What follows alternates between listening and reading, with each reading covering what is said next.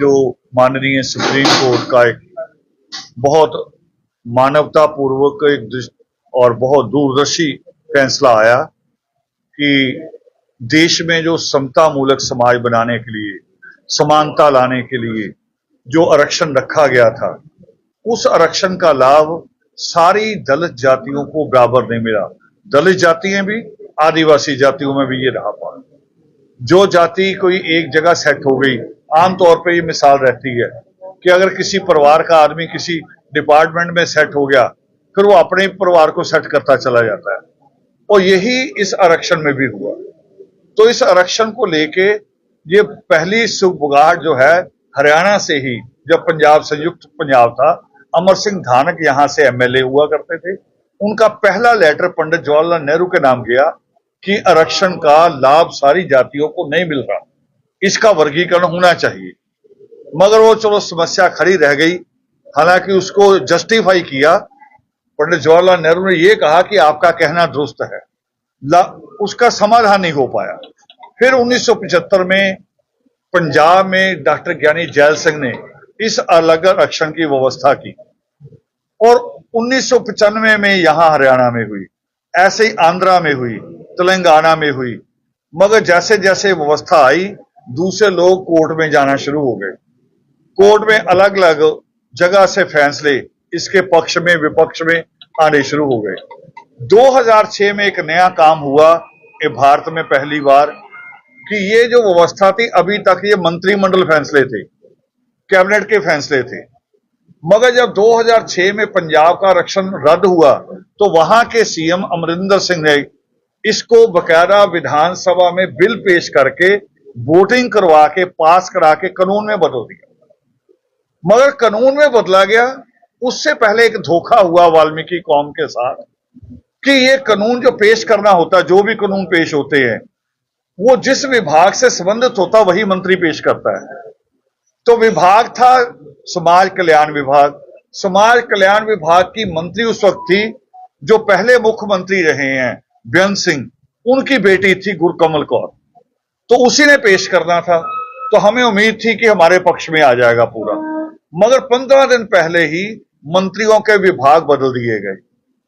Pressure पड़ा अगड़े दलितों का, उन्होंने प्रेशर डाल के जो अगड़े दलितों में से रविदासी जाटव समाज में से महेंद्र सिंह केपी, उसको ये विभाग दिला दिया और गुरकमल कौर को बदल दिया। तो परिणाम क्या हुआ कि जब वो विधानसभा में बिल पेश किया गया, तो नौकरियों में आरक्षण रखा गया, पढ़ाई में नहीं रखा गया। अब देखिए सब कैसी बात कि बीज लगाए ना, तना तना लगा दें, कहे कि पौधा हो जाएगा। पौधा कैसे होगा? पौधा तो बीज चाहिए उसके साथ। अगर शिक्षा में नहीं होगा तो हम नौकरी कौन सी मांगेंगे? तो ये धोखा वहां हुआ। तो धीरे धीरे ये लड़ाई चलते चलते सुप्रीम कोर्ट में गई। बार बार राज्य सरकारें ये कह रही थी कि हमें 2 आर्टिकल है, 16(4) है, 341 है। हमें मुश्किल आती है भी किसको फॉलो करें किसको ना करें। अब सुप्रीम कोर्ट ने इस मुश्किल का हल कर दिया। सुप्रीम कोर्ट ने कह दिया है कि राज्य सरकारें, केंद्र सरकार जब चाहे इसमें वर्गीकरण कर सकती, ये रास्ता खोल दिया। केंद्र सरकार से भी पूछा सुप्रीम कोर्ट ने, फैसला देने से 3 महीने पहले केंद्र सरकार को नोटिस गया भी केंद्र सरकार की इसमें क्या राय है। तो केंद्र सरकार का अटॉर्नी जनरल का मतलब होता है केंद्र से राय लेके, मंत्री से, प्रधानमंत्री से पूछ के, कानून मंत्री से पूछ के, उन्होंने लिख के दिया कि अगर सुप्रीम कोर्ट आरक्षण में आरक्षण करता है, वर्गीकरण करता है, तो केंद्र सरकार को इसमें कोई दिक्कत नहीं है, हमारा समर्थन है। तो अब ये समर्थन 2 है, सुप्रीम कोर्ट का भी है और केंद्र सरकार का भी है। मगर इसमें दिक्कत ये आई है कि जैसे ये अनाउंस हुआ तो इसके बारे में भ्रम फैलाए गए। भ्रम ये फैलाए गए कि जी क्रीमी लेयर लागू हो रहा। क्रीमी लेयर के तो फैसले में है ही नहीं, कहीं एक लाइन भी नहीं है। क्रीमी लेयर जजों के ओपिनियन में है। ओपिनियन मतलब कि हम 5 लोग बैठे हैं, आप कोई फैसला रख दें, हम 5 अलग अलग राय रखें, मगर फैसला एक दें तो फैसला माना जाएगा, राय नहीं मानी जाएगी। तो जो 6-1 से फैसला आया उसमें केवल वर्गीकरण आया, क्रीमी लेयर नहीं आया। और ना हमारी जो हमने अपनी तरफ से हमने दायर किया था, हमने जो वकील खड़े किए थे, हमने उसमें कहीं क्रीमी लेयर नहीं मांगा, वर्गीकरण की बात की। एक ये किया दुष्प्रचार। दूसरा दुष्प्रचार कि अगर जो पीछे रह गए हैं इनको आरक्षण मिला तो फूट पड़ जाएगी दलितों में। ये बात तो उस वक्त भी कही गई थी जब बाबा साहब अम्बेडकर ने मांगा था आरक्षण, तब पूरा देश कह रहा था देश में फूट पड़ेगी। आज बता दो कि दलितों की वजह से देश में कहीं फूट पड़ी हो। जितने देश में अभी तक जासूस पकड़े गए हैं, डॉक्यूमेंट भेजते पकड़े गए हैं, एक भी दलित और आदिवासी नहीं, कभी नहीं हुआ ये। तो वो भी काल्पनिक सवाल थे, ये भी काल्पनिक सवाल था। फिर भी हमें उम्मीद थी कि नहीं, ये पढ़े लिखे हैं, हमसे ज्यादा पढ़ लिख गए हैं, शायद समझदारी से सोचेंगे। मगर उन्होंने समझदारी एक तरफ रख दी और जो उनकी स्वार्थ की लार टपक रही है वो एक तरफ आ गई। 21 अगस्त का कर रही भारत बंद करेंगे, हुआ नहीं, वो आपके सामने है। होना नहीं था, क्योंकि जब भी आरक्षण की लड़ाई लड़ी है, वो जो पिछड़ गए दलित है, खास तौर पे वाल्मीकि मजहबी समाज जो है, इसने जब ये सड़कों पे आया तब वो लड़ाई जीती गई है। आज तक 2 अप्रैल 2018 को जब एट्रोसिटी एक्ट पे हमला हुआ, तब भी वाल्मीकि मजहबी जब निकल के आया तब वो एक्ट बदला है। वो ताकत थी हमारी। और ये तो लड़ने वाली अगर कौम होती तो जो अंग्रेजों के समय में इनके नाम से रेजिमेंट बनी थी वो रद्द नहीं होनी थी।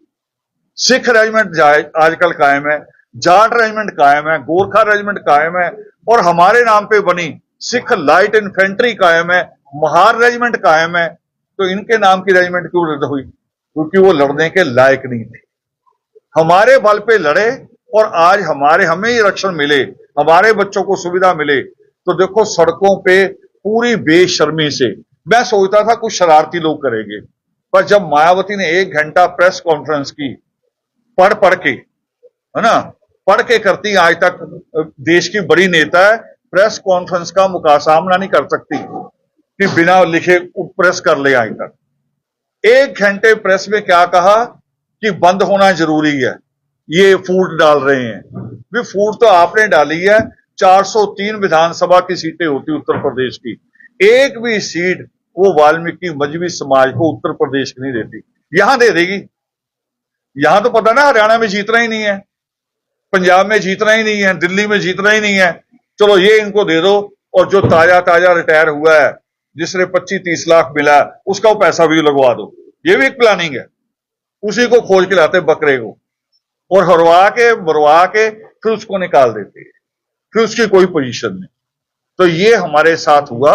हम अपने बच्चों के भविष्य की सुरक्षा के लिए आज इस कैंपेन में निकले हैं और कल दिल्ली मीटिंग बुलाई है। जितनी जातियां इसमें आती हैं, केवल वाल्मीकि समाज और मजहबी नहीं आता, और जातियां भी हैं जो पिछड़ गई हैं, आदिवासियों में भी हैं। उन सबको हम इकट्ठा करके उनके संगठनों के मुखियों को बुला रहे हैं और उनसे कह रहे हैं भी एक सामूहिक नेतृत्व बनाओ। कल को अगर जरूरत पड़े तो अलग अलग कॉल नहीं होनी चाहिए कि अमर सिंह जी कुछ और कहें, शांति जी कुछ और कहें, मैं कुछ और कहूं, वो मूवमेंट फेल हो जाएगी। हमारी सबकी एक आवाज होनी चाहिए ताकि हम इसका मुकाबला कर सकें।